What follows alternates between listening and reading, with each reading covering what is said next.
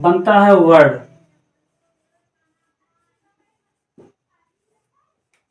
सबसे पहली बात हम करते हैं कि वर्ड क्या है। वर्ड जिसको हिंदी में शब्द कहते हैं, हिंदी में इसको शब्द कहते हैं। पहले हम देखते हैं कि वर्ड क्या है, शब्द क्या है।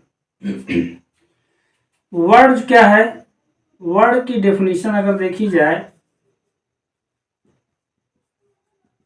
इसको कह सकते हैं it is a single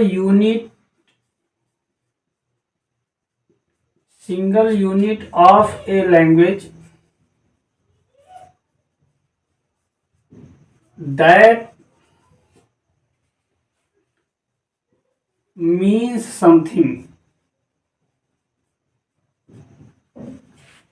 and can be spoken or written.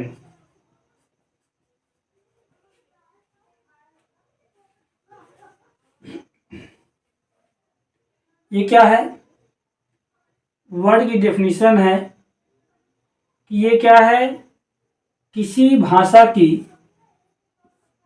एक इकाई है, इकलौती ऐसी इकाई है जिसका कुछ मतलब होता है और उसको बोला जा सकता है या लिखा जा सकता है। पुनः आप सुन लीजिए डेफिनेशन। वर्ड क्या है? वर्ड जो है किसी भाषा की एक इकाई है, ऐसी इकाई है जिसका कुछ मतलब होता है और जिसको बोला जा सकता है या लिखा जा सकता है। ये इसकी परिभाषा है, इसका मतलब है, इसका डेफिनेशन है। परंतु ऐसे में ही समझ में नहीं आता। इसके लिए आपको मैं बता रहा हूं, आप ऐसे समझ लीजिए वर्ड क्या है। Word is a group of letters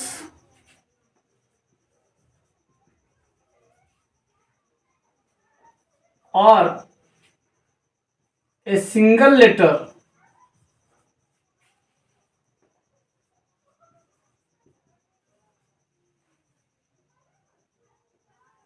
of alphabet which gives meaning.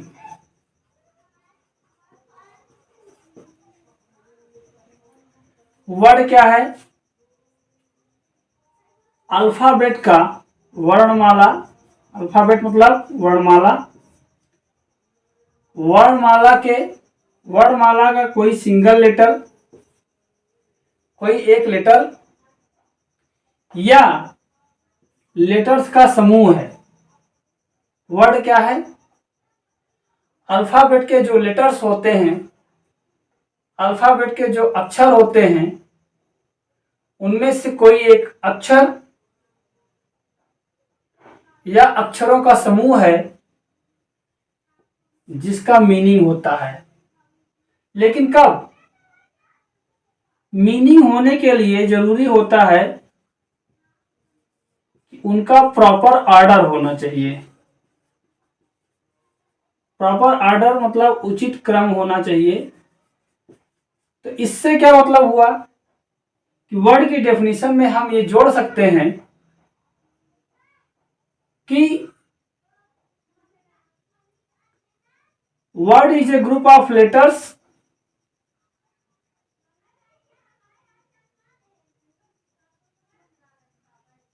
which is in a proper order or a single letter which gives meaning। अर्थात कह सकते हैं कि वर्ड क्या है? वर्ड अल्फाबेट के अक्षरों का उचित सही समूह है या कोई अक्षर है जिसका कि कोई अर्थ है। वर्ड क्या है? अल्फाबेट के अक्षरों का सही क्रम में बनाया हुआ एक समूह या अल्फाबेट का कोई सिंगल, कोई एक लेटर, कोई अक्षर जिसका मीनिंग हो, वो वर्ड कहलाता है, वो वर्ड होता है। अब इसके एग्जाम्पल देख लीजिए, थोड़ा समझना जरूरी है। जैसे अल्फाबेट में, इंग्लिश का जो अल्फाबेट होता है वो उसमें 26 लेटर होते हैं, ए से लेकर जेड तक। अब उनका हम एक समूह बनाते हैं। जैसे हमने वैसे ही अगर कोई वर्ड कोई लेटर लिख दिया, हमने क्या इसमें दिया हुआ है कि डेफिनेशन में आपने क्या जाना कि उस अक्षरों का समूह हो, ग्रुप ऑफ लेटर्स हो। अर्थात वर्ड के लिए क्या जरूरी है? वर्ड के लिए जरूरी है कि वो ग्रुप ऑफ लेटर्स हो, group of letters in proper order,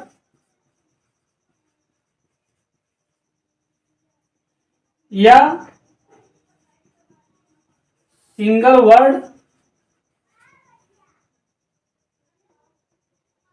और मीनिंगफुल।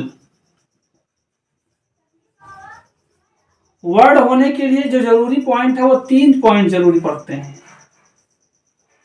कि पहला पॉइंट है कि वर्ड के लिए जरूरी है कि वो अक्षरों का समूह हो, ग्रुप ऑफ लेटर्स हो। तथा दूसरा पॉइंट है या वो एक सिंगल वर्ड हो, वो एक सिंगल लेटर ही हो, एक सिंगल अक्षर ही हो, एक सिंगल अल्फाबेट का एक लेटर ही हो। और जो सबसे जरूरी बात है, वर्ड होने के लिए जरूरी बात है, उसका कोई मीनिंग हो, उसका कोई मतलब हो, उसका कोई अर्थ हो। अक्षरों का समूह हो या कोई एक अक्षर हो, लेटर्स हो या यानी कि लेटर्स का ग्रुप हो, समूह हो, या कोई एक लेटर हो और साथ ही साथ उसका कोई मीनिंग हो, तो क्या होता है? वर्ड होता है। एग्जाम्पल के लिए समझिए आप, जैसे मैंने लिखा, जैसे मैंने लिख दिया ए। अब ए से लेकर जेड तक जब लेटर्स पढ़ते हैं तो उसमें जो पहला लेटर आता है जो कि वावेल है, वो है ए। ये first letter of English alphabet है। लेकिन ए जो है, ए के बारे में दो बात है। इसमें क्या है? ये एक लेटर भी है तथा ये एक वर्ड भी है। लेटर तथा वर्ड भी है, ये लेटर भी है और वर्ड भी है। क्यों लेटर है? क्योंकि अल्फाबेट का पहले यूनिट जो है, पहला चीज है, पहला लेटर है ये। अब ये वर्ड क्यों है, इसके बारे में जान लीजिए। क्योंकि ए जो है, ए एक आर्टिकल है, ए एक डिटरमाइनर है। ये सब बाद में बताएंगे आपको, आर्टिकल डिटरमाइनर बताया जाएगा। और इसका मतलब भी होता है, ए का मतलब होता है पर भी होता है, ए का मतलब प्रति होता है,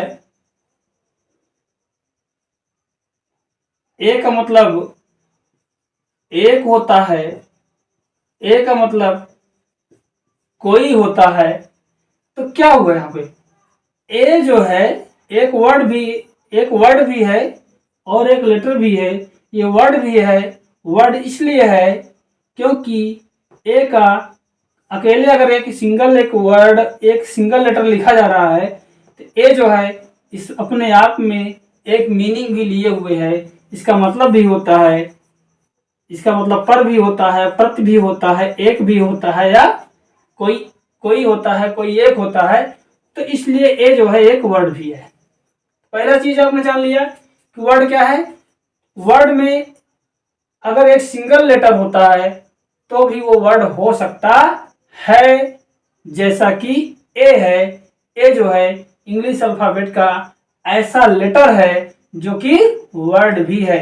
इसके बारे में आप समझ सकते हैं कि A is the only letter in English alphabet which is also a word.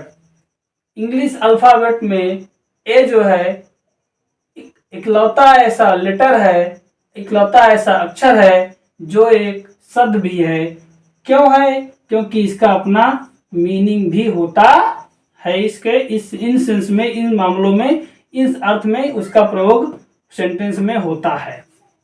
दूसरी चीज जान लीजिए, वर्ड अक्षरों का समूह जब है ये दो प्रकार से हो सकता है, क्योंकि मैंने बताया कि वर्ड क्या, अक्षरों का सही क्रम में प्रयोग हो। अक्षरों का जब ग्रुप बने, लेटर्स का जब ग्रुप बने, उसका एक उचित क्रम हो, उसका एक सही क्रम हो, एक प्रॉपर ऑर्डर हो, उनके जो प्रॉपर ऑर्डर में उनका प्रयोग किया जाएगा तो और उसका मीनिंग निकलेगा तो भी वो वर्ड होगा। जैसे मैंने लिख दिया टी लिखा, बी लिखा, ए लिखा। अब इसको, ये क्या है, आप देख रहे हैं कि ये क्या है, ये ग्रुप ऑफ वर्ड्स है, ग्रुप ऑफ लेटर्स है। ये ग्रुप ऑफ लेटर्स है, ये अक्षरों का समूह है। परंतु इसी का जो टी बी ए लिखा है, मैंने इसी को इस क्रम में लिख दिया और मैंने इसी को इस क्रम में लिख दिया। अब ये क्या हुआ, अब यहां पे देख लीजिए, यहां पर क्या हो गया कि अक्षरों का समूह है, बट ये अक्षरों का समूह है, ये ग्रुप ऑफ लेटर्स है, लेकिन इसको लिखने में दिक्कत है, इसको पढ़ने में दिक्कत है और इस समूह का कोई मतलब नहीं है। इसका जो क्रम है, इसका जो ऑर्डर है, ये इधर उधर है। परंतु जब हमने इसको इस क्रम में लिख दिया, पहले टी फिर ए फिर बी, तो इसको पढ़ दिया जाएगा। टैब, टैब का भी कुछ और टैब का कुछ मतलब होता है। फिर मैंने जब बी ए टी लिख दिया तो ये पढ़ा जाएगा बैट, और बैट का कुछ मतलब होता है। तो ये क्या हुआ, ये एक वर्ड हो गया और ये एक वर्ड हो गया। क्यों हो गया? क्योंकि ये ग्रुप ऑफ लेटर्स है, ये अक्षरों का समूह है, ये अक्षरों का समूह है, उचित क्रम में है, एक ऐसे क्रम में है कि इसको बोला जा सकता है, इसको पढ़ा जा सकता है, इसको लिखा जा सकता है और साथ ही साथ इसका कोई मतलब, मेन बात हो गई, इसका मतलब होता है, इसका अर्थ होता है, इसलिए ये वर्ड हो गया। ये तो बात थी वर्ड की। हमने वर्ड बताया क्यों आपको? वर्ड बताया क्यों? क्योंकि हम आपको बताने चल रहे हैं सेंटेंस। जब सेंटेंस पढ़ना है, सेंटेंस के बारे में जानना है, तो आपको वर्ड जानना जरूरी है, क्योंकि सेंटेंस में वर्ड का समावेश है। अब सेंटेंस की डेफिनेशन हम लेते हैं। जैसे अब देख लीजिए, मैं लिख रहा हूं कई वर्ड्स को, सेंटेंस की डेफिनेशन समझ लीजिए। इसकी डेफिनेशन देख लेते हैं। सेंटेंस क्या है? A group of words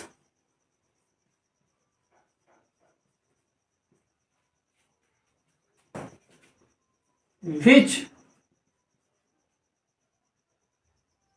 when put together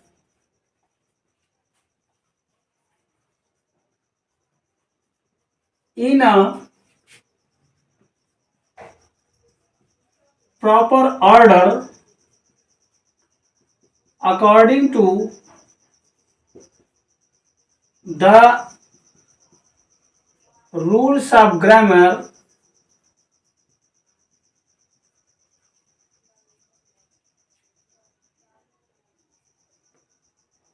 according to the rules of grammar and which gives a meaning, which meaning is sentence। या कह सकते हैं ए ग्रुप ऑफ वर्ड्स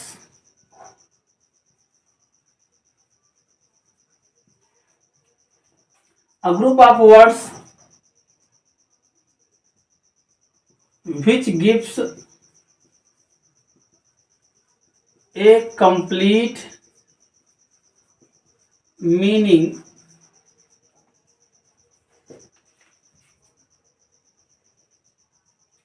या इतना ही जान लीजिए, ए ग्रुप ऑफ वर्ड्स, ऐसा तो सेंटेंस क्या है, sentence is a group of words which gives A complete meaning.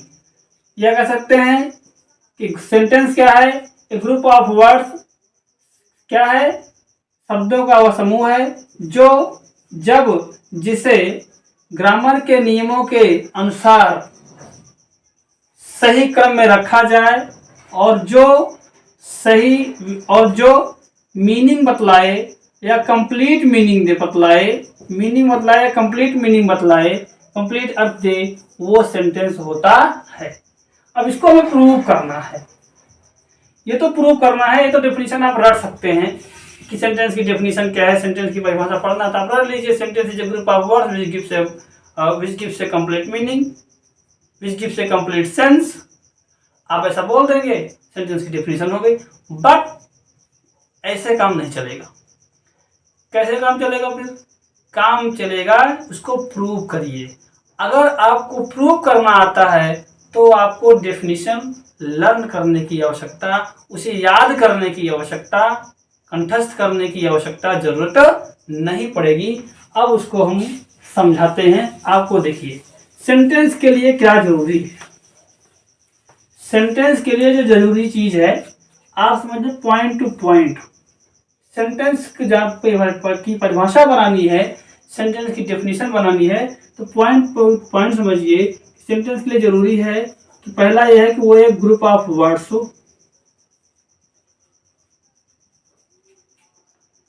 यानी कि शब्दों का समूह, शब्दों का समूह। दूसरा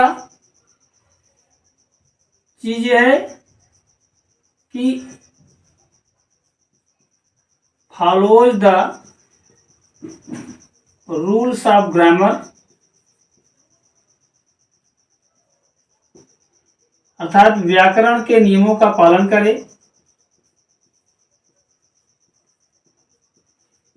व्याकरण के नियमों का पालन करे। उसके बाद है प्रॉपर ऑर्डर, उसका एक सही क्रम हो, ठीक है। और चौथा जो सबसे इंपॉर्टेंट पॉइंट है, उसी तरीके से वर्ड की तरीके से, जो मेक्स ए सेंस, यानी कि मीनिंगफुल हो, मीनिंगफुल अर्थात अर्थ बतलाए।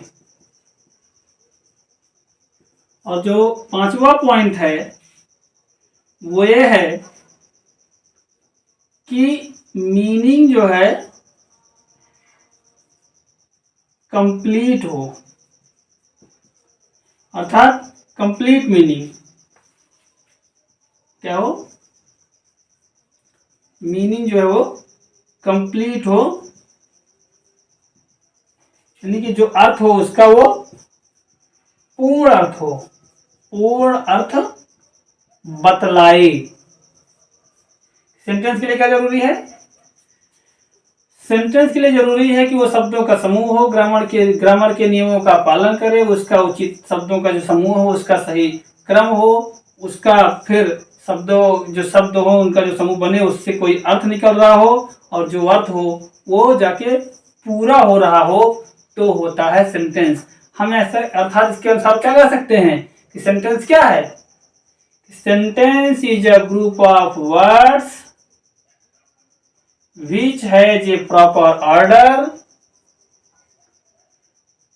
follow the rules of grammar, makes a sense and the sense is complete। अब इसको एक साथ एक सेंटेंस बनाएंगे तो क्या होगा? ए ग्रुप ऑफ वर्ड्स, क्या बनेगा इसकी definition, A group of words which follows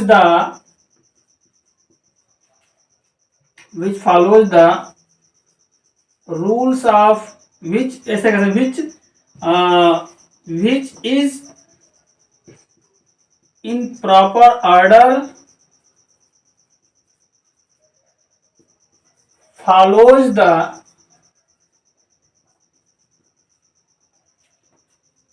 rules of grammar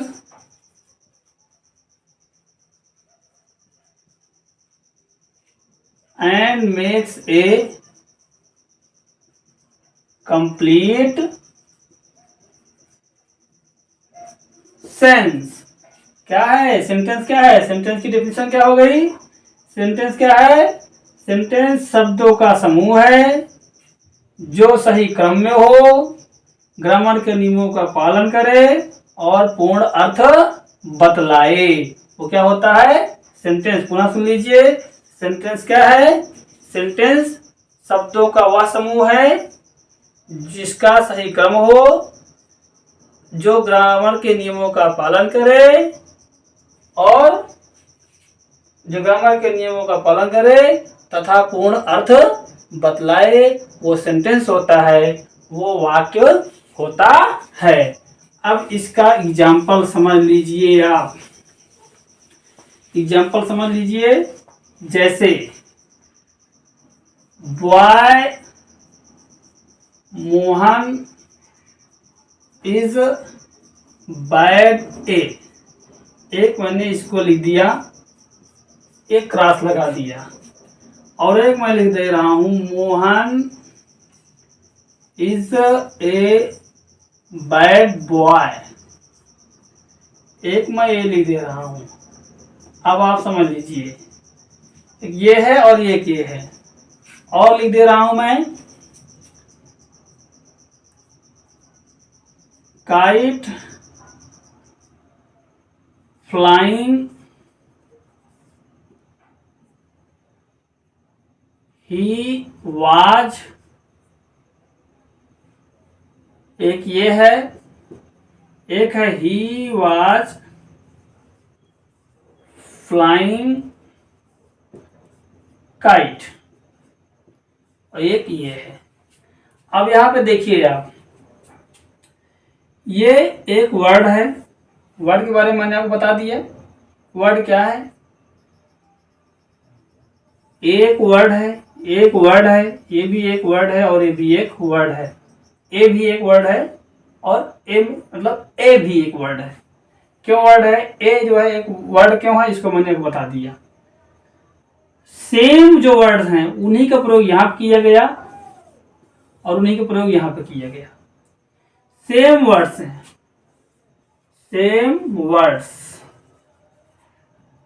same words use किए गए हैं, प्रयोग किए गए हैं दोनों समूहों में। ये वर्ड है 1 2 3 4 5, ये 5 वर्ड हैं 1 2 3 4 5, और सेम है boy boy, Mohan Mohan, is a bat bat. ठीक है, ये सेम वर्ड्स हैं। अपना आपने क्या देखा, आपने यहाँ पे देखा आपने कि ये इन वर्ड्स का समूह है, शब्दों का एक समूह है, और ये भी शब्दों का समूह है। लेकिन ये जो है, ये जो शब्द है, ये जो शब्दों का समूह है, इसका उचित क्रम नहीं है, ऐसा कोई क्रम नहीं है, ये ग्रामर के नियमों के तहत नहीं है, ग्रामर के नियमों का पालन नहीं कर रहा है, इसका कोई क्रम नहीं है और इसका कोई अर्थ नहीं है और अर्थ कंप्लीट भी नहीं है। परंतु ये जो है शब्दों का समूह है, Mohan is a bad boy, यहाँ पे देख ले रहे हैं आप, ये शब्दों का समूह है, और ये शब्द जो लगे हैं ये ऐसे ही नहीं लगे हैं जैसे जहां जो चाहा उस वर्ड को लगा दिया, ऐसा तो है नहीं। यहाँ पे कैसा किया गया है, यहाँ पे ग्रामर के नियमों को देखते हुए, ग्रामर को ध्यान में रखते हुए, व्याकरण को ध्यान में रखते हुए ही सही एक क्रम में इसको लगाया गया है। ऐसा नहीं है कि मोहन के बाद बॉय लगा दिया तब इज लगाया। ग्रामर कहता है कि मोहन के बाद इज लगेगा तब यहाँ पे ए लगेगा, तब बैट लगेगा, तब बॉय लगेगा। अर्थात ये शब्दों का समूह है, इसका एक ऐसा क्रम है जिससे ये ग्रामर के नियमों का पालन कर रहा है, और इसका जो प्रयोग शब्दों का चुना गया वो भी ग्रामर के नियमों के पालन करते हुए चुना गया है। इसका एक अर्थ है और ये अर्थ आकर के यहाँ पे कंप्लीट हो जा रहा है, पूरा अर्थ बता रहा है। Mohan is a bad boy, Mohan एक बुरा लड़का है। इसी प्रकार काइट फ्लाइंग ही वाज, यहाँ पर भी सेम वर्ड्स का प्रयोग किया गया है, परंतु इसका कोई मतलब नहीं है। इनका जो क्रम है अटपटा सा है और ये ग्रामर के नियमों को पालन नहीं कर रहा है।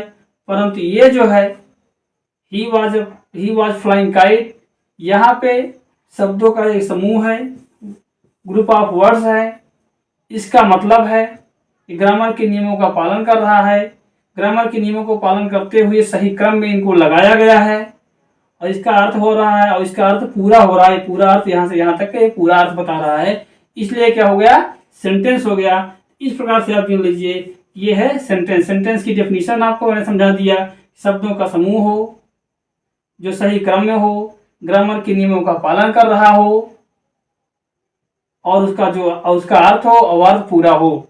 ये सारी जो खूबियां, सारे जो गुण हैं, जो इसको जरूरत थी वो इसमें निहित हैं, इसलिए एक सेंटेंस है। और ये जो है सेंटेंस नहीं है। आशा करता हूं कि आपके समझ में सेंटेंस आ गया होगा। अब एक बात थोड़ा सा और बता देता हूं।